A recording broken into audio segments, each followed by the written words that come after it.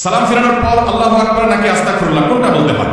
এটা নিয়ে আমরা অনেকে বিভিন্ন সময় বিভেদ করে থাকি বা ভিন্ন মত শুনে থাকি। দেখুন, সালাম ফেরানোর পর বা ওয়াক্ত নামাজের পর নবী করিম সাল্লাল্লাহু আলাইহি ওয়াসাল্লাম কি বলতেন? বেশিরভাগ হাদিসগুলো থেকে আমরা জানতে পারি তিনি ইস্তিগফার বলতেন, আস্তাগফিরুল্লাহ আস্তাগফিরুল্লাহ আস্তাগফিরুল্লাহ তিনবার। এরপর বলতেন আল্লাহুম্মা আনতাস সালাম ওয়া মিনকাস সালাম তাবারাকতা ইয়া যাল জালালি ওয়াল ইকরাম। এই যে তিনবার ইস্তিগফার নবী সাল্লাল্লাহু আলাইহি ওয়াসাল্লাম করতেন। বুখারীর একটা হাদিস আবু ইবনে আব্বাস রাদিয়াল্লাহু আনহু বর্ণনা করেছেন, সেখানে আছে নবী সাল্লাল্লাহু আলাইহি ওয়াসাল্লামের নামাজ শেষ হওয়াটা তিনি জানতে পারতেন, টের পেতেন নবীজির মুখের তাকবীর শুনে।